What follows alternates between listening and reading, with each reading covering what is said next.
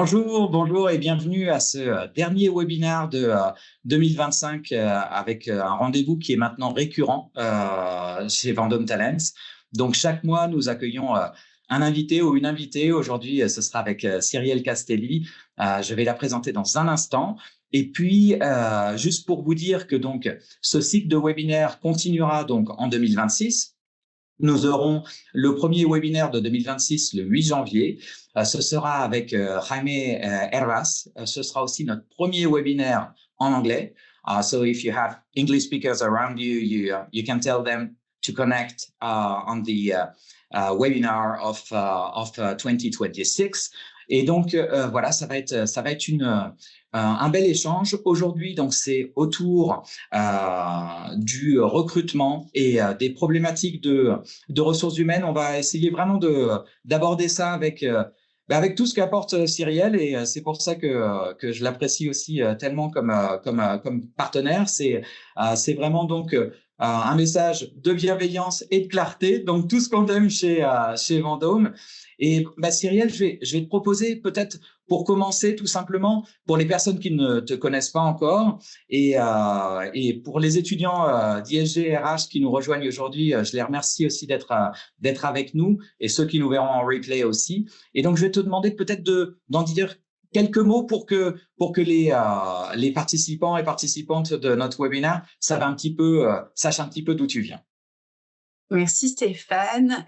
Écoute, ravie en tout cas d'être là avec toi, avec vous aujourd'hui. Merci pour l'invitation. Donc effectivement, moi je suis aujourd'hui, je me décris comme experte RH, spécialiste de l'hôtellerie et la restauration.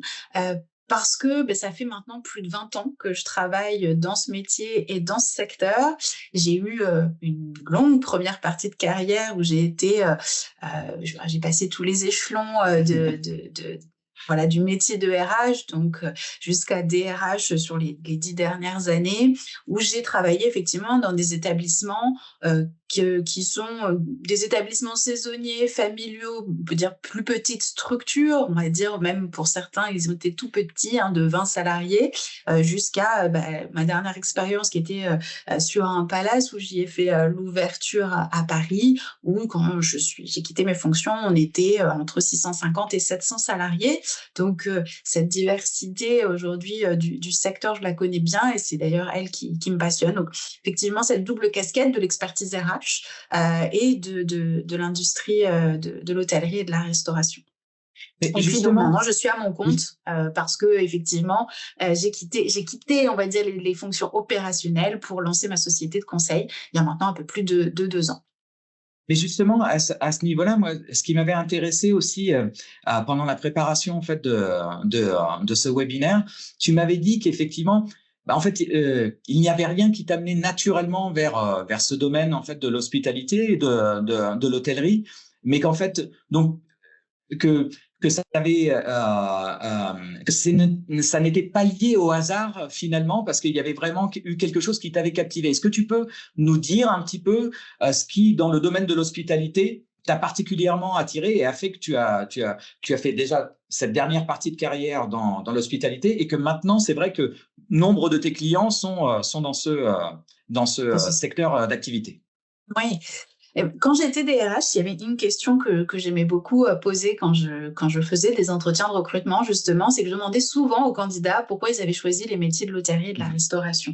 Et les réponses étaient assez standards en général. Il y avait deux grandes réponses. La première, c'est j'ai de la famille dans l'hôtellerie et la restauration, mes parents qui avaient un restaurant, ma grand-mère qui cuisinait. Bref, il y a un contexte familial qui fait que on se dirige vers ce métier. La deuxième, c'est souvent, notamment dans les plus jeunes générations, on va dire la mise en avant des métiers qui était une bonne chose dans les médias, avec des émissions comme Top Chef, etc. Et donc avec un parcours qui s'inscrit vraiment dans l'envie de se professionnaliser dans ce métier et de faire des études avec donc des études en hôtellerie-restauration. Moi, j'ai ni l'un ni l'autre, j'ai pas de famille dans ce domaine, j'ai pas fait des études hôtelières, donc c'est vrai que sur le papier, j'étais pas du tout prédestinée à faire ça. En fait, j'ai découvert le secteur quand j'étais en école de commerce et que j'ai fait un stage, hein, tout simplement, dans un service RH dans un hôtel. Et franchement, j'ai été vraiment séduite parce que j'y ai trouvé, parce que c'est un métier qui était à la fois proche du terrain, des équipes, des managers, et donc très opérationnel, donc assez éloigné finalement de ce qu'on voit dans les écoles de commerce, mais aussi malgré tout avec voilà, une vision assez stratégique. Alors à l'époque, j'étais stagiaire, mais je voyais ce que ma DRH de l'époque faisait et effectivement écrire des stratégies, des plans d'action pour accompagner le développement de l'entreprise, soutenir les ambitions de l'établissement dans lequel j'ai évolué. Et ça m'a vraiment, ce double aspect m'a vraiment séduit. Et puis au final, ce que j'ai retrouvé, c'était voilà, une diversité culturelle. J'ai toujours beaucoup voyagé et j'ai toujours adoré ça. Et donc finalement, je m'y suis vraiment retrouvée. J'ai toujours aimé beaucoup manger, on va pas se mentir. J'ai plutôt un bon palais. Et puis j'ai toujours eu aussi ce sens du service, de l'excellence. J'ai toujours été attirée par le beau, par les choses bien faites. C'est aussi quelque chose qui me caractérise depuis très longtemps. Et c'est vrai que ce côté, notamment dans l'hôtellerie, la restauration haut de gamme, dans laquelle j'ai plutôt évolué, je m'y suis vraiment beaucoup retrouvée aussi. Et puis, il y a le côté très prenant, la diversité du quotidien, l'aventure, le challenge, qui est propre à notre métier, je dirais même à notre industrie en général. Oui, c'est vrai, c'est vrai. Qu'il faut que je suis tombée dedans et que j'en suis plus jamais ressortie réellement. Non, mais je le comprends et c'est vrai que pour toutes les personnes qui ont touché au domaine de l'hôtellerie, il y a un lien justement entre ce qu'on appelle un petit peu trop de manière formelle ces fonctions support et les opérations qui est absolument unique. Et effectivement, la diversité en plus des journées de travail est aussi un paramètre qui est très excitant. Et justement, peut-être si on en vient à parler un petit peu des problématiques qui sont désormais aussi ton cœur de métier, en tout cas de l'accompagnement que tu offres aux établissements. En fait, ce qui m'avait intéressé aussi dans ton discours, c'est que c'est un discours de clarté, c'est un discours où justement tu ne vends pas justement des solutions miracles et tu as cette habitude de dire effectivement qu'il n'y a pas de solution miracle pour des problématiques de recrutement, pour des problématiques RH, mais qu'il y a vraiment une solution sur mesure adaptée à chaque établissement que tu accompagnes, mais en fait à chaque établissement en général aussi. Et donc, est-ce que tu peux nous dire, de par ton expérience, comment cela se met en place en fait dans une action? Oui, bien sûr. Je crois qu'il faut déjà se redire un petit peu les choses, c'est que l'industrie de l'hôtellerie et de la restauration, ce secteur, il est passionnant par sa diversité, entre autres, et que c'est parce qu'on a une diversité d'activités, de métiers, de positionnement, de localisation géographique, etc., que on adore aussi cette industrie qui sans cesse se réinvente et a une capacité de résilience qui est absolument hors norme par rapport à d'autres industries. Et c'est vrai que du coup, mais on se dit, comment on fait là-dedans? Aujourd'hui, tous les hôtels, restaurants que j'accompagne, mais pas forcément que j'accompagne, hein, je crois que c'est quelque chose que tout le monde vit, ces problématiques de gestion des talents, ces problématiques de recrutement, c'est quelque chose qui est assez transverse, mais on ne le vit pas tous de la même manière. Et puis, ça ne veut pas dire forcément la même chose. Et cette diversité des situations, c'est pas parce qu'on a le même problème que initialement les causes profondes sont les mêmes. Et puis par ailleurs, c'est pas pour ça qu'on doit développer la même solution, parce qu'on est tous différents. Et je crois vraiment à ça, c'est qu'aujourd'hui, on peut pas se dire, si on prend la problématique du recrutement, on entend très souvent, oui, aujourd'hui, la solution pour le recrutement, c'est de travailler sa marque employeur. C'est très bien, et c'est un des piliers effectivement sur lequel il faut travailler, mais souvent derrière on se dit oui, mais ça veut dire quoi? C'est juste des valeurs, etc. Et en fait, il faut vraiment creuser le sujet et de savoir qu'est-ce qui fait qu'on a des problèmes de recrutement. Est-ce que c'est vraiment lié à un problème d'attractivité? Est-ce que c'est un problème de process? Est-ce que c'est un problème de salaire? Il peut y avoir vraiment des problématiques très diverses derrière pour un problème qui peut paraître, on va dire, assez universel dans le secteur et qui finalement on pourrait se dire, ce problème-là, il a une solution. Donc non, pour moi aujourd'hui, il n'y a pas de solution miracle. C'est pas parce qu'on a un problème de recrutement qu'on a un problème de marque employeur. c'est possible, mais pas forcément. Et donc, je pense qu'il faut surtout partir de l'analyse vraiment profonde. Et moi, c'est ce que je fais avec mes clients, mais pas que avec mes clients. C'est-à-dire, c'est comme ça que j'exerçais mon métier à l'époque quand j'étais DRH. J'ai fait notamment, vous avez des ouvertures peut-être des ouvertures de palace. Mais quand je suis arrivée, bien évidemment qu'il y avait tout à écrire. Donc, l'idée, c'est de se dire, OK, c'est quoi déjà nos forces, c'est quoi nos faiblesses, qu'est-ce qu'on veut atteindre, c'est quoi nos ambitions, comment va le marché. Et donc, de faire une vraie analyse au démarrage de positionnement pour écrire son histoire, écrire sa recette. Et voilà, on n'a pas... Voilà, si on s'infuse, on ne sait pas si ça va marcher. Donc, il faut effectivement rester humble et surveiller si ça fonctionne et ajuster si ça ne fonctionne pas. Mais au démarrage, je ne me suis pas juste dit, tiens, il faut que j'écrive une marque employeur.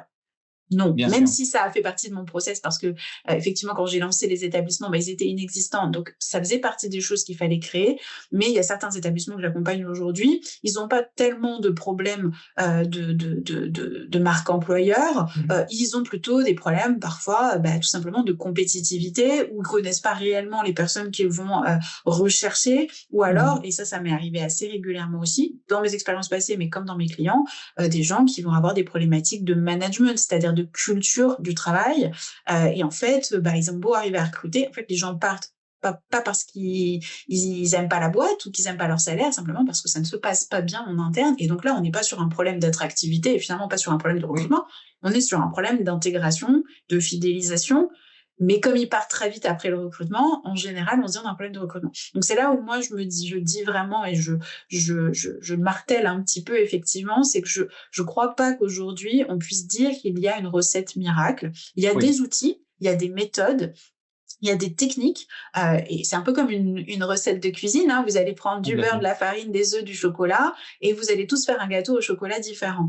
Pourquoi ? Parce que peut-être que la qualité des œufs, la qualité de la farine, vous n'allez pas les mélanger au même moment, etc. Et donc, en fait, cette recette-là, il faut se l'inventer soi-même. Alors, c'est plus difficile, mais c'est aussi plus différenciant et quelque part incopiable. C'est-à-dire que vous ne pouvez pas avoir deux hôtels qui vont avoir la même stratégie et qui vont avoir la même solution, peut-être pour autant qu'ils aient le même problème au départ. Et c'est ça qui est passionnant et c'est ça qui fait la difficulté et en même temps l'intérêt de se dire tout n'est pas perdu. C'est pas parce que j'ai pas les moyens d'un grand groupe et que je peux pas me payer la marque employeur de telle marque que je vais pas arriver à recruter. Non, je pense au contraire que c'est vraiment quelque chose qui a de l'ordre de j'ai travaillé sur ma différenciation et je suis capable de travailler sur mes problèmes propres à mon niveau qui répondent à mes enjeux et mes ambitions.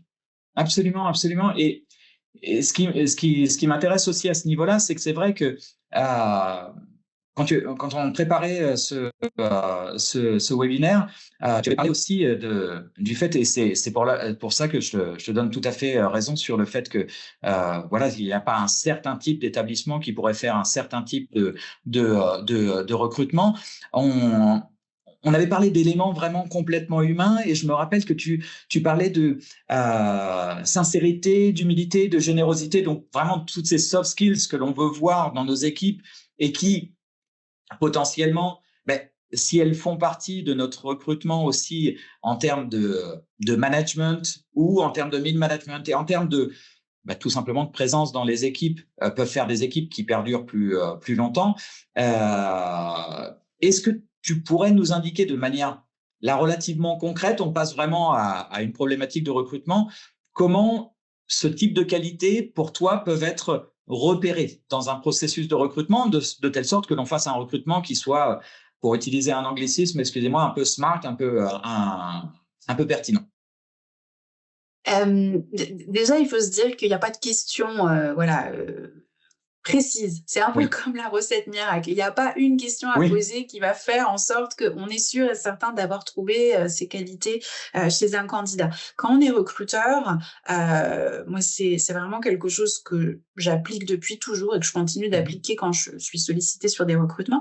C'est qu'en fait, on va chercher un faisceau d'indicateurs et de croiser en fait des données par une variété de questions et une variété d'observations qu'on va faire chez un candidat pour se dire, OK, est-ce qu'il a ou pas ces aptitudes? Donc, pour effectivement aller détecter de la sincérité, de l'humilité, de la générosité, qui sont effectivement les qualités essentielles pour travailler dans le secteur.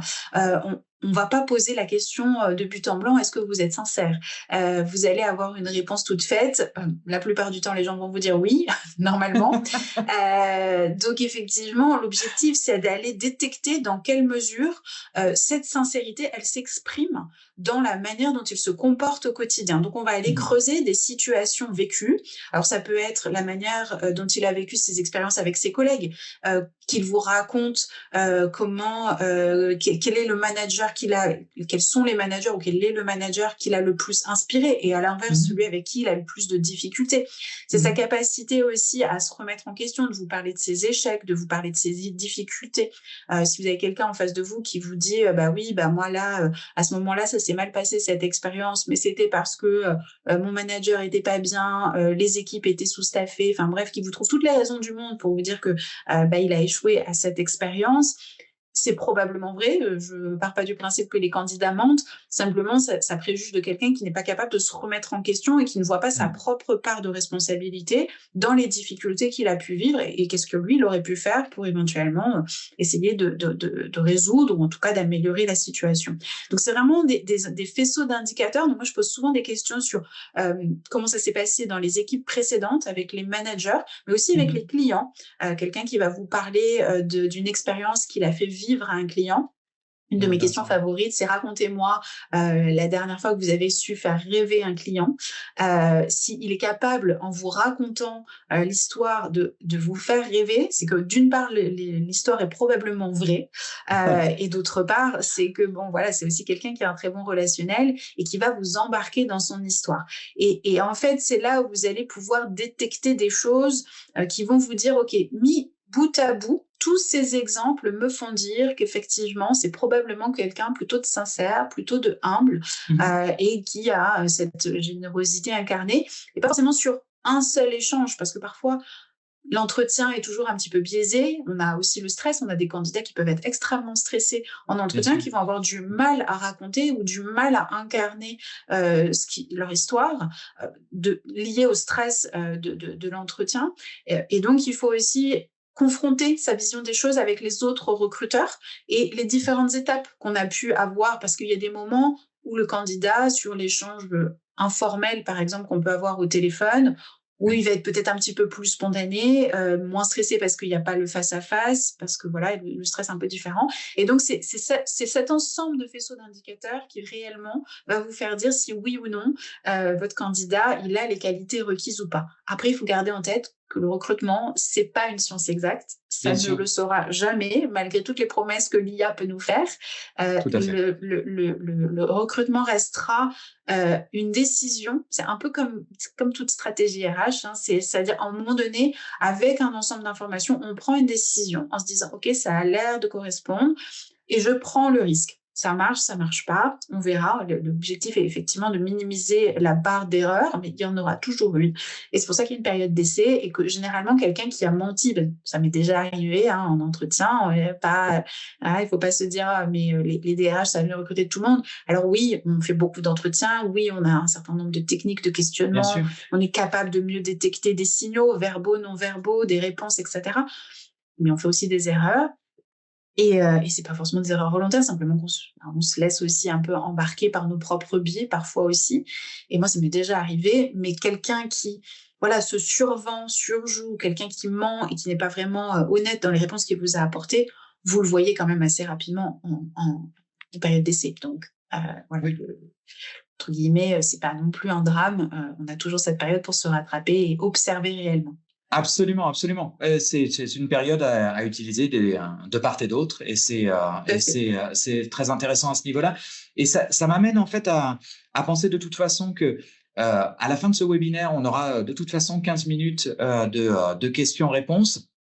les personnes qui sont avec nous en direct pourront poser leurs questions sur le chat. Sinon, on a aussi les questions de notre communauté qui sont déjà prêtes aussi pour nourrir un petit peu cet échange des 15 dernières minutes. Et ça me fait juste penser que hier, donc j'ai passé la journée avec de nombreux jeunes talents du groupe Ingencia, de l'école hôtelière de Paris-Jean Drouin. Et c'est vrai qu'ils avaient tous un petit peu cette préoccupation, aussi pour eux en tant que candidats, de pouvoir délivrer ce message dont tu parlais. Et en même temps, donc, ben, ils savent très bien qu'on leur dit c'est important pour vous d'être préparé pour votre entretien, mais en même temps, quand ils ont envie de faire transparaître toutes les qualités qu'ils aimeraient en tout cas pouvoir mettre en avant pendant cet entretien, ben, ils n'ont pas envie de donner l'impression qu'ils sont en train de tenir un discours un petit peu convenu, qui serait quelque chose de très préparé. Voilà, j'ai préparé mon discours pour exprimer à quel point je suis généreux. Donc, est-ce que il y a quelque chose que tu pourrais transmettre ici aux candidats et aux candidates, aux jeunes talents qui ont un petit peu ce questionnement, quelquefois un peu cette angoisse? C'est normal. Je dirais, c'est le conseil qui paraît un peu convenu, mais c'est de rester soi-même. C'est important de préparer son entretien, je dirais plutôt sur des aspects, se renseigner sur l'entreprise, se renseigner sur les personnes que l'on va rencontrer pour pouvoir effectivement avoir des points d'accroche et voilà, et permettre de faciliter la discussion. Mais après, il faut se faire confiance, même si on peut lister les quelques points qu'on a vraiment envie de mettre en avant par rapport à l'offre d'emploi sur laquelle on se positionne. Mais l'authenticité, c'est ce qui marque le plus. Et c'est vraiment, je crois, encore plus important dans l'hôtellerie et la restauration. On est sur des métiers où c'est ça qu'on recherche. On cherche de l'authenticité, on cherche de la sincérité. Et comment on le transmet? Exactement de la manière dont je viens de le dire. C'est-à-dire, on va raconter pas des histoires, on va raconter son histoire. Alors, vous pouvez préparer un petit peu, mettre en exergue les éléments ou réfléchir à l'avance, typiquement sur des questions que je viens de mentionner. Voilà, quelle était votre meilleure équipe, quel a été le client que vous avez réussi à faire rêver, à l'inverse, le client avec qui ça a été difficile. Donc ça, c'est des questions sur lesquelles on peut se préparer. Mais très sincèrement, il n'y a pas deux recruteurs pareils et donc les questions vont arriver un petit peu au fil de l'eau. Et je pense qu'il faut simplement, pour pouvoir donner le meilleur des indicateurs, le faisceau d'indicateurs dont je parlais, c'est de parler de ce qu'on a vécu. Donc c'est pour ça que je disais raconter son histoire.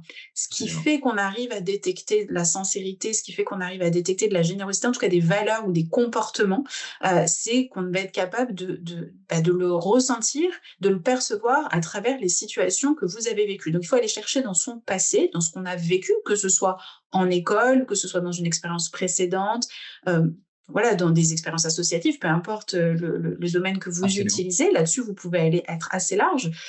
Mais par contre, effectivement, raconter des choses que vous avez vécues, qu'est-ce que vous en retenez, qu'est-ce qui s'est passé, avec qui vous étiez, comment vous vous êtes senti, les leçons que vous en avez tirées, côté positif, côté négatif, les choses, voilà, tout ça, ça va mettre les indicateurs dans le bon sens.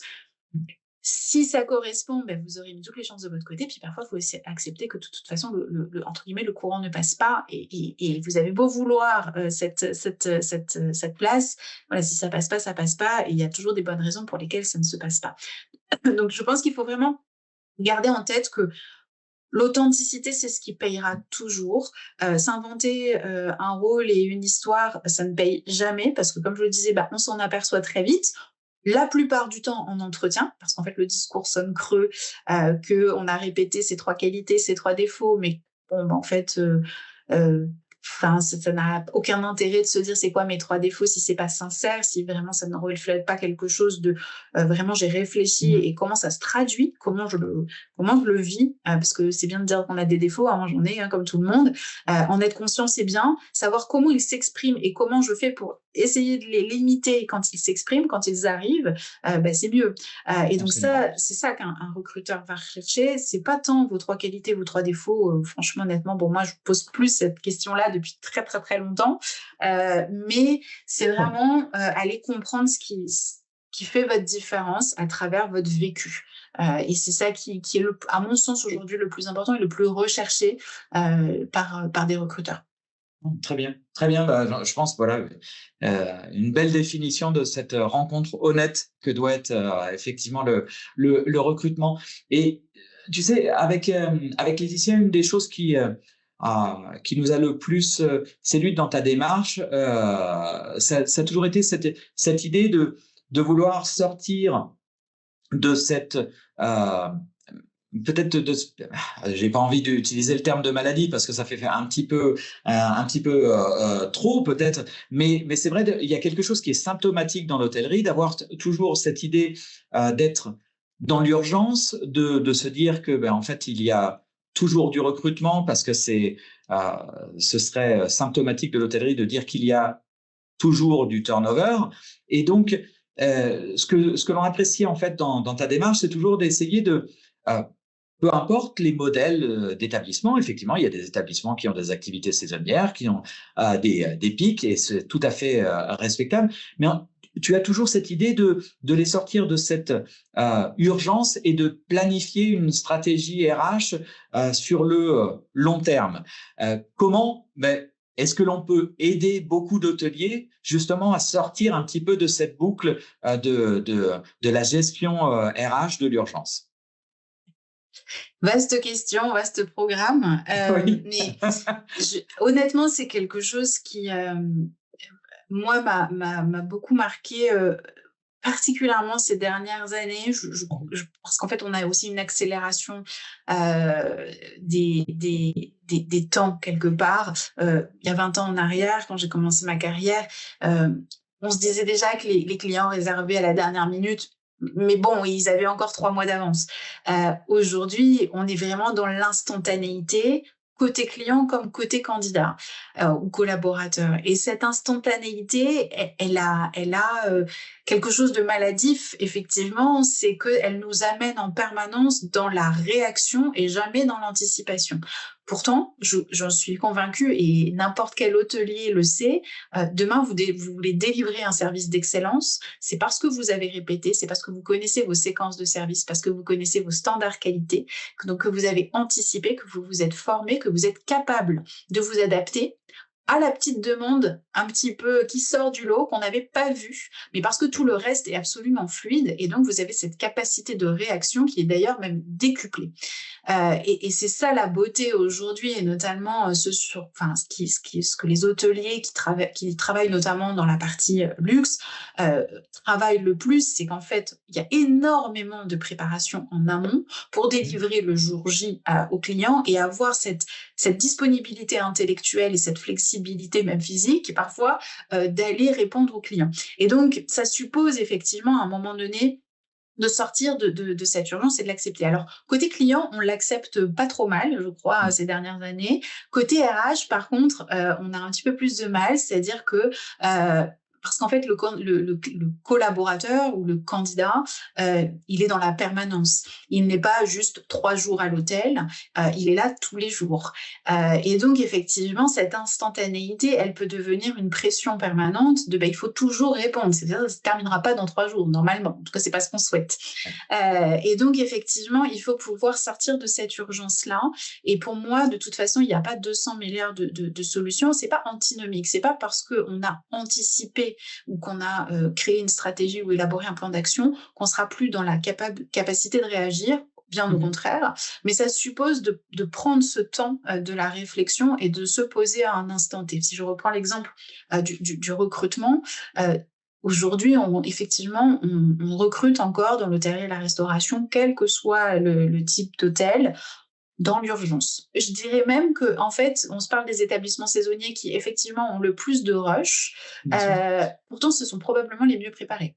Mais pourquoi? Mais parce qu'en fait, ils ont une distinction des temps. Ils ont un temps de l'urgence et un temps de la préparation, ce qui est finalement beaucoup plus dur quand vous êtes dans un établissement permanent, établissement parisien ou ailleurs, et que en fait votre activité elle fluctue tout au long de l'année. Et donc c'est à vous quelque part de trouver ce temps, d'organiser votre vie de sorte effectivement à ce que vous trouviez ces temps de réflexion et de préparation et d'y réfléchir. Et une stratégie RH, une politique RH, peu importe ce que vous souhaitez créer, elle ne peut pas se faire dans l'urgence. Être RH aujourd'hui, c'est pas répondre à une demande de contrat de travail, à faire un entretien dans l'urgence. C'est qui seront nos talents, à quoi ils ressemblent, où est-ce que je vais les chercher. Donc c'est vraiment réfléchir à tout ça et ça demande ce temps de réflexion. C'est pas facile quand on est RH. Encore une fois, je crois que c'est encore plus difficile que quand on est opérationnel parce qu'on a une vraie obligation de devoir jongler entre ces temps longs et ces temps courts et que franchement, honnêtement, à part l'organisation personnelle et la conviction personnelle, il n'y a pas grand-chose à faire. Après, une fois que vous avez dégagé votre temps, moi, à l'époque, quand j'étais DRH, ce que je faisais, c'est que je m'astreignais, je me mettais par exemple 2 heures bloquées dans mon agenda où j'allais travailler ce sujet de fond et les autres étaient au courant, j'avais pas de mail, je réponds, on avait une ligne urgence COMEX, mais bon, c'est seulement s'il y a le feu ou un accident grave dans l'hôtel. Et on était tous au courant de comment on utilisait cette ligne. Et donc, je me concentrais effectivement pendant ce temps-là sur des sujets de fond qui permettent de délivrer. Parce que courir toujours, à un moment donné, de toute façon, à faire toujours la même chose, on obtient toujours les mêmes résultats. Et ça ne paye pas de recruter toujours dans l'urgence ou de gérer toujours dans l'urgence. À un moment donné, vous allez droit dans le mur. Et d'autant plus dans un monde qui bouge très vite. Parce que plus il bouge vite, plus vous avez besoin de temps pour, entre guillemets, observer et anticiper. Parce que sinon, vous êtes sorti du jeu avant même que vous en soyez aperçu. Absolument, absolument. Et ce qui est intéressant en plus dans tout ce que tu évoques, c'est que ça nous amène un petit peu à penser de quelle manière nous pouvons penser en tout cas le leadership, que ce soit leadership RH d'ailleurs ou leadership à un plus vaste niveau de gestion des équipes dans nos hôtels et restaurants. C'est vrai que toi tu parles souvent de leaders engagés, de leaders passionnés. Est-ce qu'il y a des qualités qui, selon toi, devraient peut-être que l'on devrait davantage mettre en avant et davantage peut-être rechercher, pousser, peut-être aussi dans nos programmes d'enseignement et d'accompagnement chez les leaders de demain? Bon, la passion et l'engagement, c'est des choses, c'est un peu comme la sincérité et la générosité. C'est incontournable. Je crois pas qu'on puisse évoluer dans l'hôtellerie et la restauration si on n'est pas passionné, parce que ce sont des métiers prenants et sur lesquels il faut effectivement une disponibilité intellectuelle. Je parle pas forcément en termes de temps, d'être disponible tout le temps. C'est un peu les travers de la passion, mais en tout cas, effectivement, il y a un côté passion, un côté plaisir, un côté je m'éclate dans ce que je fais parce que oui, il y a des moments où c'est pas toujours simple. Cette passion ne doit pas être une excuse, je fais une petite parenthèse, mais souvent j'entends des gens qui me disent: «Ouais, il faut être passionné», ce qui pour eux veut dire: «Faut être prêt à faire des sacrifices pour sa passion». Non, c'est pas du tout ce que je dis. Être passionné pour moi, c'est savoir transmettre sa passion, c'est savoir la valoriser et qu'elle soit source de plaisir pour soi-même et pour les autres.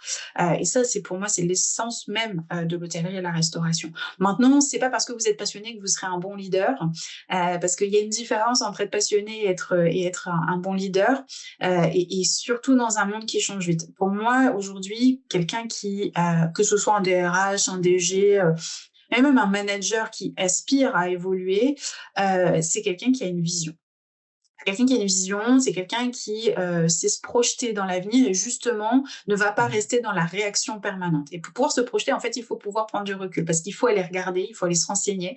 Voilà. Donc ça, c'est vraiment se dire, OK, vers quoi, c'est quoi le futur, vers quoi je dois diriger l'équipe et c'est donner le cap. C'est quelque chose, pour moi, quelque chose qui a été assez immuable. Un de mes premiers DG m'avait dit, mon rôle, c'est de donner le cap un peu comme le capitaine du bateau et de m'assurer qu'on garde le cap. Et c'est vraiment ça, c'est-à-dire j'ai déterminé ce vers quoi on se dirige. Je ne sais pas exactement peut-être comment on va y aller. D'ailleurs, ça, c'est le rôle d'un COMEX en général, donc de manager de manière générale. C'est comment on y va, comment on atteint cet objectif. Mais l'objectif, c'est moi qui l'ai fixé. J'en suis convaincue et je suis garant du fait qu'on garde ce cap-là. Et ça, c'est quelque chose, donc ça veut dire assumer une vision. Et ce qui n'est pas toujours simple parce que souvent aujourd'hui, je vois beaucoup de dirigeants, j'en côtoie quand même beaucoup. Certains ont cette vraie vision, mais d'autres sont encore, parce qu'on est un très très joli secteur où l'ascenseur social fonctionne très bien et c'est une très bonne chose, c'est un des très gros facteurs différenciants de notre secteur, c'est qu'on peut rentrer effectivement apprenti et terminer DG et les exemples sont extrêmement nombreux, mais ça suppose qu'à un moment donné on soit capable de quitter un peu l'opérationnel, ce qui en soi était un peu le moteur de notre passion souvent, ou l'aspect technique, notamment en cuisine. Et de se dire, OK, demain, du coup, mon rôle sera un peu différent. Je vais toujours évoluer dans ce secteur, mais il faut que j'arrive à prendre cette hauteur de vue pour pouvoir embarquer des équipes et pas simplement diriger de manière opérationnelle parce que je suis un expert du métier. Et ça, c'est la grosse différence pour moi entre un très bon opérationnel qui va délivrer au quotidien versus un leader qui a une vision et qui va embarquer des équipes vers un objectif et s'assurer de son atteinte. Et ça, c'est quelque chose qui n'est pas facile aujourd'hui à trouver. Ça s'accompagne d'une capacité de décision et d'avoir le courage de ces décisions. Avoir une vision, ça veut dire assumer qu'on ne va pas forcément plaire à tout le monde. Ça veut dire faire un choix. Ça veut dire, OK, j'ai choisi ce cap et pas un autre. Et donc, ça veut dire prendre des décisions, parfois difficiles, parce que c'est ça, être un dirigeant. On n'a pas toujours des décisions simples. Même la plupart du temps, les décisions ne sont pas simples. Mais d'un autre côté, c'est aussi savoir, comme je disais, embarquer, c'est-à-dire s'entourer et de sécuriser les personnes qui sont autour de nous parce que seul, on ne va nulle part. Souvent, on dit seul, on va plus vite, à plusieurs, on va plus loin. Moi, je dirais même très honnêtement, seul, on va nulle part. Surtout dans l'hôtellerie et la restauration, seul, on ne va nulle part. Et donc, effectivement, c'est de savoir s'entourer, savoir créer le cadre qui fait que les personnes qui sont autour de vous ont envie de rester et ont envie de s'engager à vos côtés et de s'engager pour l'entreprise. Donc, c'est aussi un cadre d'une entreprise. C'est pas que un manager, c'est aussi un collectif qui doit être sécurisant. C'est la force d'un leader de créer le collectif et de le garder, mais c'est le collectif qui fait aussi qu'à un moment donné, on arrive à rester dans cette entreprise. Et voilà. Et le dernier point, je dirais que c'est la cohérence. Ça, la cohérence et la constance, c'est, je dirais, peut-être la chose la plus difficile à atteindre. Parce que ça veut dire on vise quelque part notre objectif. Moi, j'aime bien dire je vise l'excellence. C'est pas facile parce que en fait, ça ne vient que de la répétition et de la répétition constante. C'est vraiment quelque chose qui doit transparaître et souvent on voit d'ailleurs les problématiques de qualité ou de choses comme ça qui apparaissent parce qu'on a un petit temps creux et que d'un seul coup, il y a un manque de constance qui arrive. On a un rythme qui change et du coup, ça redescend.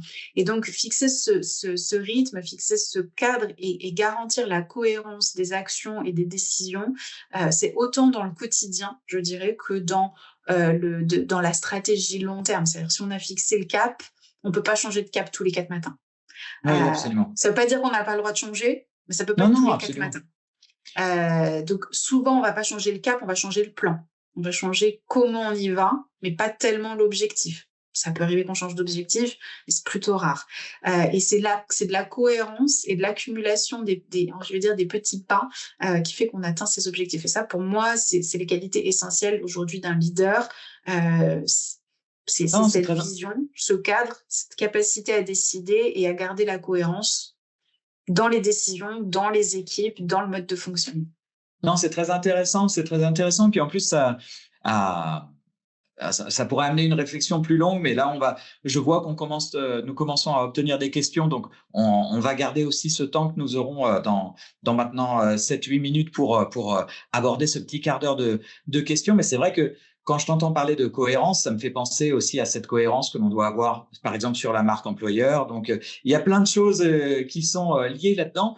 Et ce que je te disais juste avant que nous rentrions dans ce webinaire, ben je te parlais en fait de quelques rencontres que j'ai eues hier avec effectivement des jeunes talents qui se posent un petit peu à la question de comment. Alors, ils écoutent toutes les problématiques que on leur présente sur la thématique du recrutement, et ils se demandent effectivement comment eux-mêmes peuvent trouver leur place dans ce schéma.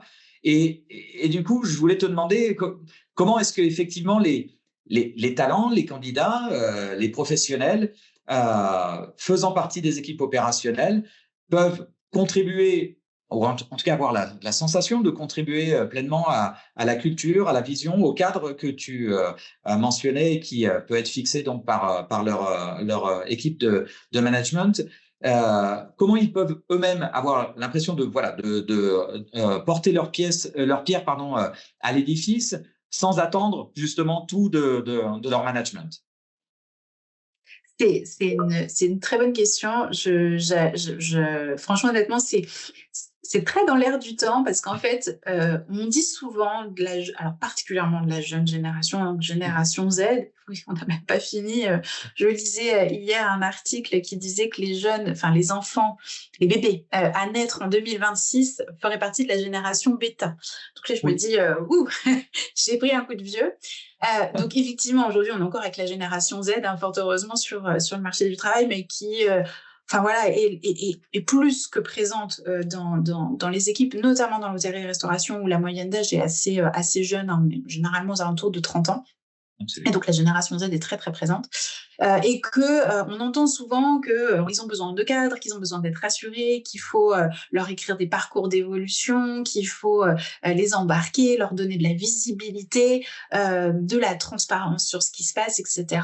Et que on a un peu l'impression de les materner là où effectivement nous on nous a pas tellement mis dans ce cadre-là, on s'est un peu débrouillé par nous-mêmes. Bon, plus ou moins, hein, mais parce que chaque génération a eu ses difficultés. Je crois, franchement, honnêtement, aujourd'hui, que c'est un peu d'ailleurs antinomique, c'est-à-dire qu'on a ils ont autant besoin de cadres, d'être rassurés, de voir des perspectives et de s'engager pour voilà, pour des personnes, pour des projets, etc., et qui font sens pour eux et de effectivement avoir de l'impact, comme tu disais, c'est-à-dire vraiment contribuer. Qu'ils ont besoin de contribuer, de se sentir utile, mais je crois que c'est tout un chacun, hein, c'est pas spécifiquement à la génération Z, même si on en parle beaucoup. Et puis par ailleurs, ils ont quand même aussi besoin d'être un peu maternés et qu'on leur montre les choses, qu'on leur montre le chemin. Et on se dit souvent que c'est de la génération Z, mais très honnêtement, on l'exprimait peut-être pas pareil à notre époque, mais enfin, on s'est tous inspirés de quelqu'un. Moi, la première DRH que j'ai eue, quand je l'ai rencontrée, je me suis dit, un jour, je serai DRH parce qu'elle m'a inspirée. Alors, j'ai fait mon parcours, j'ai fait mon chemin, mais c'est elle qui m'a inspirée. Et aujourd'hui, inspirer des jeunes, c'est un peu ça. Alors, comment on peut faire quand on est nous-mêmes candidats, qu'on n'est pas encore manager? Déjà, moi, je pense qu'on peut contribuer de plein de manières dans une entreprise et que là, pour le coup, c'est assez générationnel, c'est qu'il y a un côté assez attentiste. Là, peut-être on l'était un petit peu moins, ou en tout cas, on était peut-être plus patient, ça va de pair un peu. Et donc, en fait, il y a déjà se dire, OK, comment moi je peux contribuer? Qu'est-ce que je peux faire? Je peux déjà aller voir mon manager et lui poser la question ouvertement.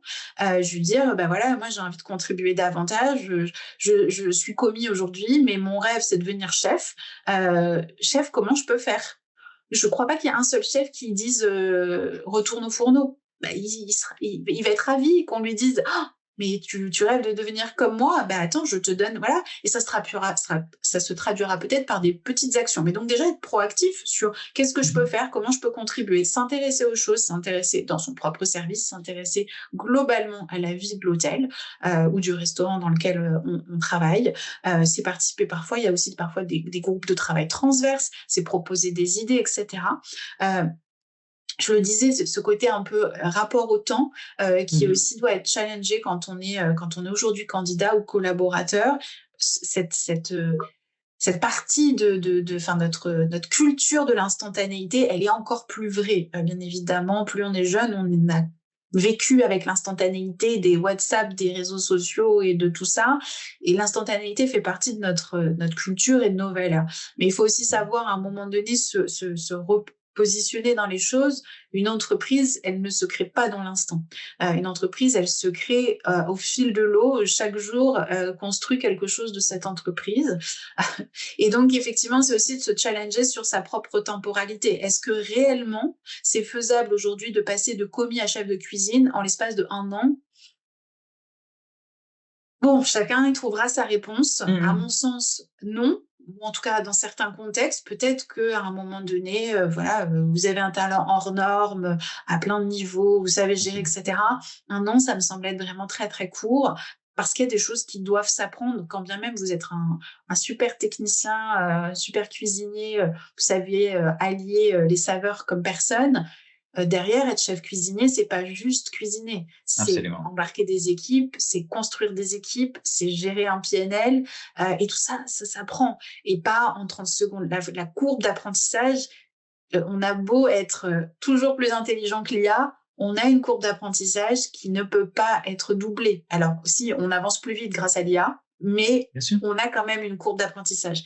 Et à un moment donné, on ne peut pas accélérer plus. Donc, il faut accepter aussi de se dire, je passerai pas, si mon chef me dit, je passerai pas, je n'importe quoi, demi-chef de partie avant 1 an, on peut peut-être en discuter si on n'est pas d'accord, parce qu'il n'y a pas besoin d'être toujours d'accord. On peut aller challenger la réponse. Pourquoi tu me dis que c'est pas avant 1 an? Est-ce que c'est empirique? Ou est-ce que, qu'est-ce que je dois apprendre pendant ces 1 an? Donc, c'est là où je dis, on peut être proactif, mais aussi accepter de se remettre en question que, bon, peut-être que quand même, lui-même, il a un parcours assez impressionnant et qu'il est arrivé jusque-là.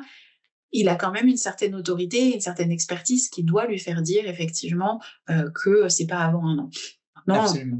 encore une fois, toutes les situations sont possibles et peut-être que votre chef, il a juste pas envie de vous faire évoluer, ça peut arriver aussi, mais quand même, c'est pas la majorité des cas. Donc, il faut être proactif, il faut se dire qu'il y a plein de manières de contribuer à son niveau, dans son service, dans son entreprise, d'aller discuter avec son manager, d'aller discuter avec ses collègues de travail, de se former soi-même. Parfois, on attend que, souvent, on dit, ah oui, mais moi, je voulais faire telle formation, mais je l'ai pas eu.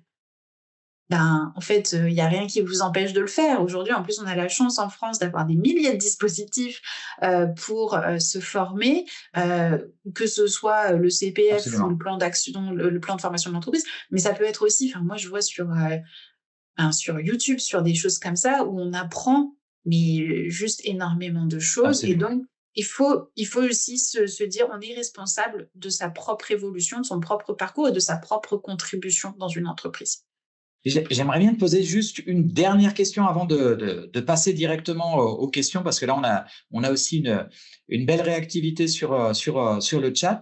Je voulais juste te demander, c'est vrai que tu dis souvent, pas de miracle, juste un premier pas. Et j'aime bien, en fait, cette idée. Et puis, en plus, ça fait le pont avec ce dont tu parlais juste avant, avec cette proactivité de chacun. Et justement, s'il devait y avoir un premier pas, qui aujourd'hui nous permettait de faire évoluer le recrutement de la manière en fait que tu peut-être que tu souhaites, et de l'empreinte aussi que tu veux laisser par rapport à ton expérience et ces années dans notre secteur.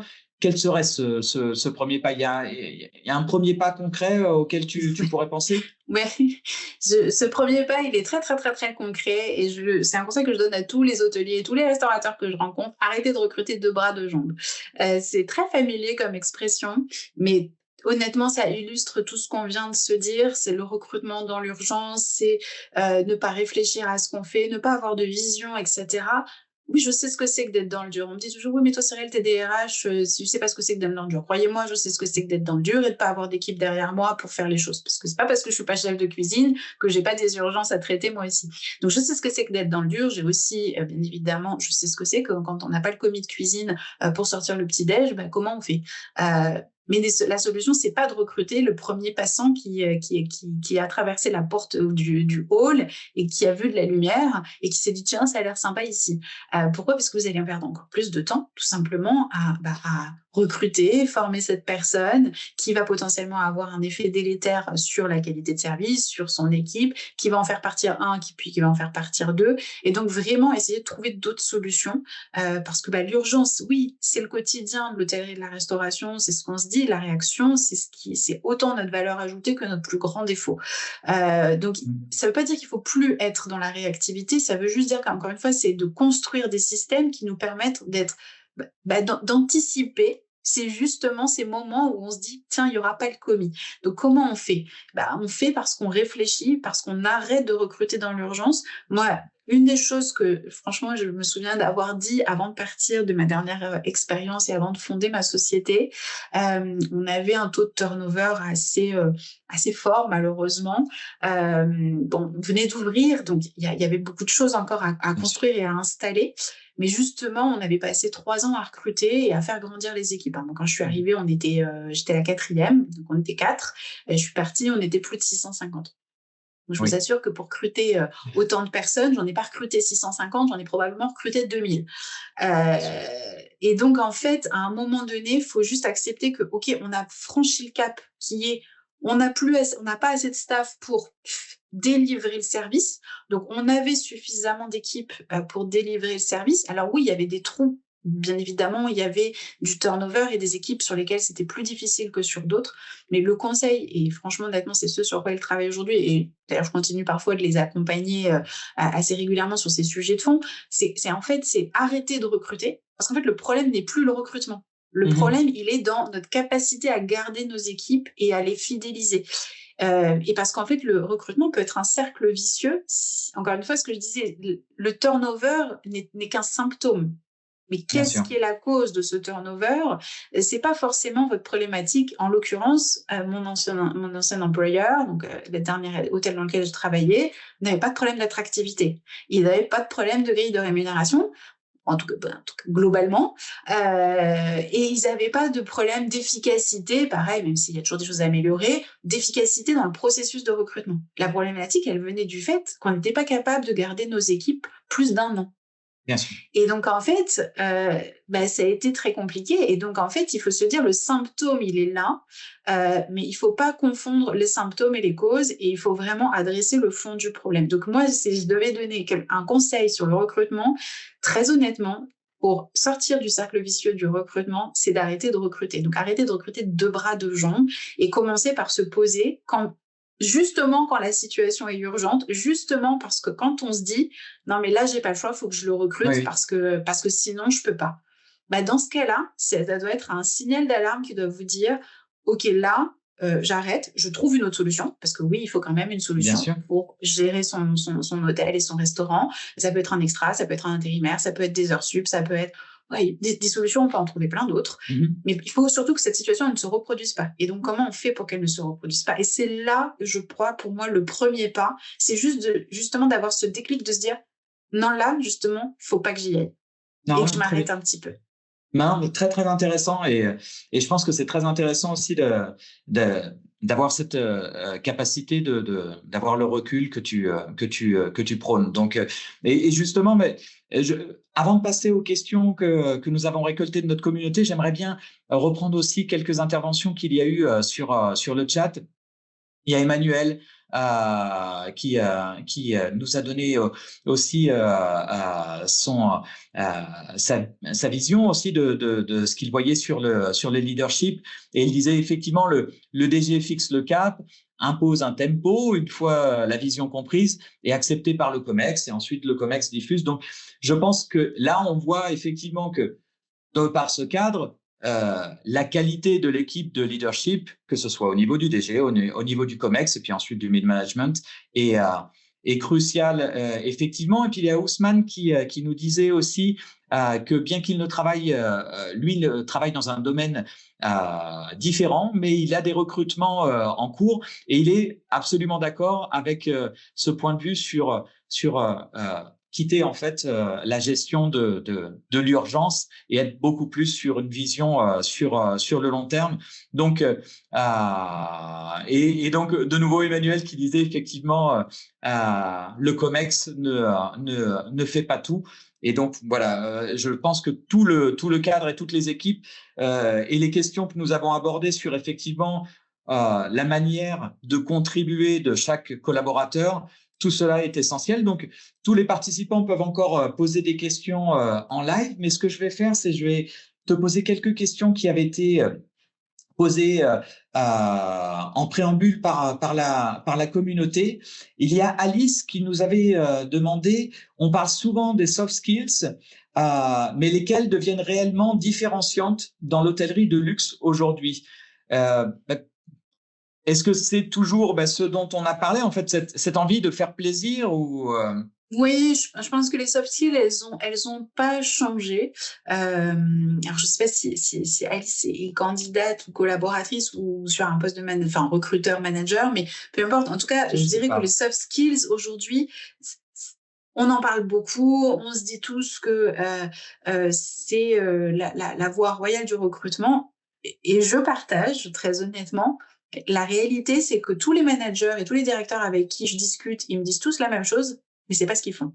Donc, quelque part, il y a un moment donné, il faut se dire, on va pas changer 10 milliards de fois les soft skills. Aujourd'hui, pour travailler dans l'hôtellerie et la restauration, il faut savoir faire plaisir, il faut aimer faire plaisir, il faut avoir ce souci de la générosité, cette capacité à entrer en relation et à comprendre l'autre, cette capacité à travailler en équipe, et donc cette authenticité, cette sincérité, cette envie de faire de travailler et d'être ensemble. Ça, c'est quelque chose qui n'a jamais changé. Ça rejoint un peu l'histoire de la passion du métier. C'est l'ADN, je dirais même, de notre secteur et de nos métiers, et c'est pas quelque chose, je crois, qui va changer demain matin. On n'est pas des métiers si techniques que ça, finalement. Absolument. Peut-être à l'exception des postes en cuisine et en pâtisserie. Mais finalement, le niveau de technicité, il n'est pas si critique. Et donc, effectivement, ce qui fait la différence, c'est vraiment les soft skills dont on parle. C'est quelque chose dont on entend parler depuis, en tout cas moi, depuis que j'ai commencé ma carrière. Mais ce qui n'est pas toujours une réalité vécue sur le terrain. La réalité, c'est que c'est rassurant de recruter quelqu'un qui nous ressemble. Donc, quelqu'un voilà, qui va savoir faire, à qui il faut pas tout apprendre, etc., etc. Et c'est parfois, c'est la facilité. Donc, souvent, quand j'entends des hôteliers me dire, non, mais je trouve pas la personne qu'il me faut, elle a pas les compétences techniques. Je fais pas de recrutement dans mes missions, ou j'en fais très, très peu. En tout cas, s'il y a un client qui me demande parce que j'ai une mission plus large et qu'il a un besoin de recrutement, je vais le faire, mais je suis pas un cabinet de chasse de tête, je fais pas de placement de talent, etc. Mais à chaque fois que je parle avec des collègues qui font du recrutement, et moi-même quand j'ai été DRH, on a tendance à recruter, on va proposer des CV qui sortent un peu du lot, des gens qui effectivement n'ont pas le parcours parfait, l'école hôtelière, l'ascension avec les différents postes. Je prends un poste en salle, de commis, chef de rang, maître d'hôtel, mais qui a fait plein d'autres choses, ou qui a envie simplement de, il était en restauration, il veut passer en hébergement. Mon Dieu. Et donc, et là, on s'arrête. Et on n'arrive pas à voir au-delà de ce cap. Donc, je dirais que les soft skills, elles n'ont pas bougé. C'est plutôt notre capacité à vraiment aller les chercher, à les détecter et à les valoriser en tant que telles. Et là, ça revient plutôt du côté des employeurs et des recruteurs que de faire cet effort réellement, de se dire qu'est-ce qui est transverse, qu'est-ce qui est le plus important pour moi dans ma fiche de poste, qu'est-ce qui fait que mes collaborateurs ont du succès et que fonctionnent, performent à leur poste, et peuvent évoluer. Et probablement que oui, vous êtes chef, vous allez pouvoir apprendre à votre commis à couper des carottes. Et vous n'allez pas lui apprendre à travailler en équipe, ou alors plus difficilement. Donc c'est vrai que ça, c'est des choses pour moi qui n'ont clairement pas changé, et on en a parlé sur comment les détecter, comment on les met en valeur, et je pense pas que ça change. Je dirais même que on a de la chance, on est un des rares secteurs assez peu, en tout cas sur les métiers opérationnels, menacés par l'IA.